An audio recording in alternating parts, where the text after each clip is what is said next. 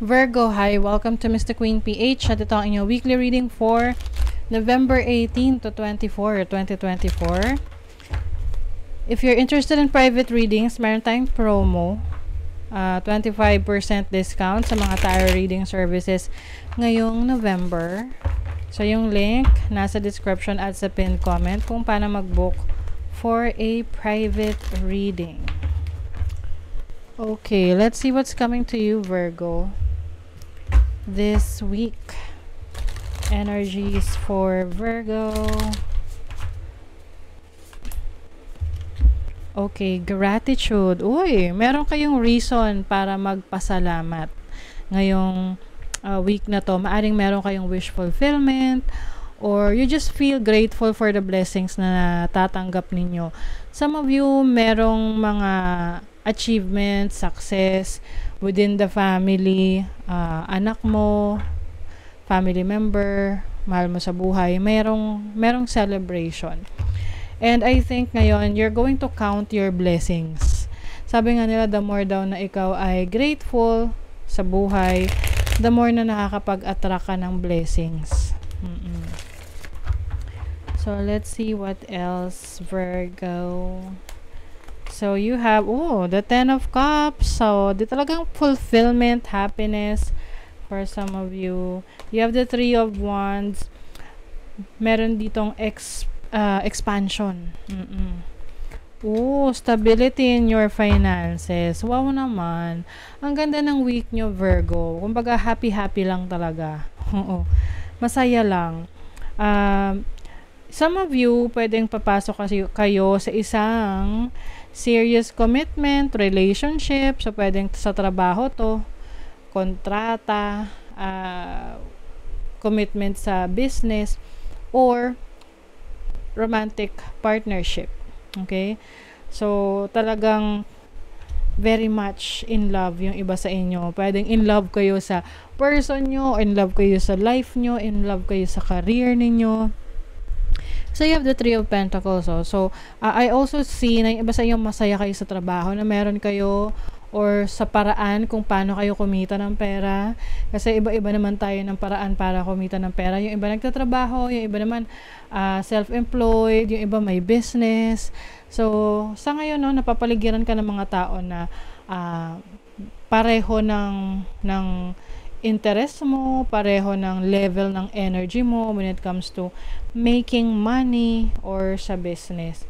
You have the Four of Pentacles. Yung iba sa inyo, meron kayong marireach na goal pagdating sa ipon. So, example, last year, ang iyong goal ay makaipon ng 100,000. So, ngayon pa lang, hindi pa natatapos yung 2024, na-reach mo na yung goal na yon and you feel good about it, no? So, Four of Pentacles is about financial stability. And I think, mas maingat ka ngayon sa pag-handle ng finances mo. Hindi ka basta-basta gumagastos ng walang katuturan. Mas nag-iipon ka ngayon. At mas dinadagdagan mo yung sources of income mo. With the Three of Wands, I feel like you are, kumbaga kung may business ka, nagkakaroon ka ng multiple businesses or multiple streams of income. Oo, pagdating sa career, maaring your career is growing, pwedeng napapansin ka na ng boss mo, napapansin ka na sa trabaho, nare-recognize ka na sa work mo, and maaring nag-open up rin yun ng opportunities for you para ma-promote ka or tumaas yung sweldo mo.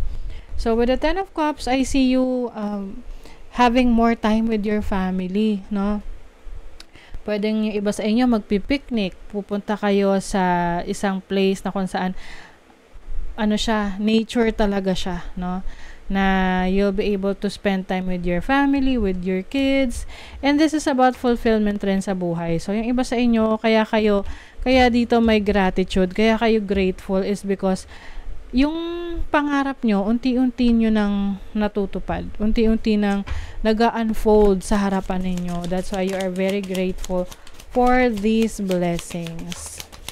Meron din ditong contract signing for you. Kung meron kayong bagong work or bagong kontrata sa trabaho, pwedeng kung nag-abroad rin kayo, no? Ayan. Itong Tower, this is about overcoming problems, overcoming challenges. Kasi ganun kayo katatag. Ayan yung strength ninyo. Para kayong tower. Yung iba sa inyo nasa UK. Ayan. Or yung iba, if you have plans na magtrabaho sa UK, no? Sa United Kingdom, sa Europe, ayan, may opportunity for you. You have the book. So, speaking of pagtatrabaho, maaring meron kayong mga kailangang ayusing dokumento, mga paperworks, or requirements, no? Yung iba naman, pwede itong pag-aaral, may training na kailangan yung attenan. You need to learn new things. Okay, you have coffin. So this is ending a chapter in your life. So pwedeng may matatapos na chapter sa buhay nyo to start something new. Mag-ingat lang, no, pagdating sa pera kasi pwedeng meron kayong bad decisions pagdating sa pera.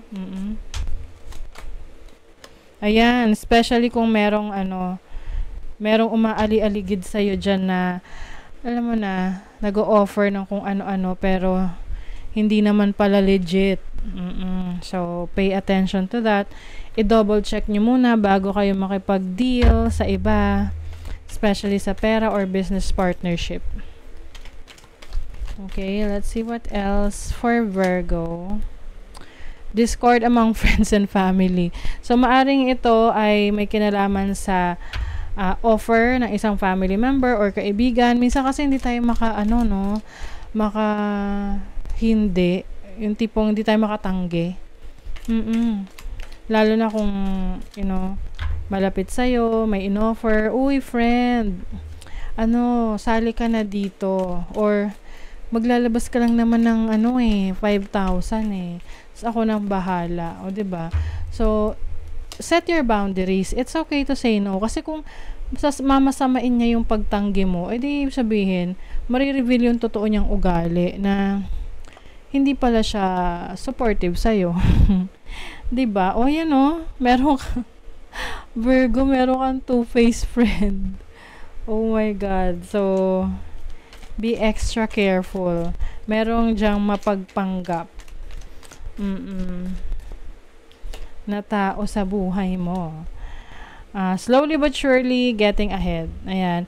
I think kasi yung iba may halong inggit, no? Yung iba pwedeng naiinggit sa inyo na may mga magagandang blessings na dumarating sa inyo, ganun. So maging maingat sa mga taong pagkakatiwalaan mo. But definitely you are getting ahead of them. Mas nakakaangat ka sa kanila.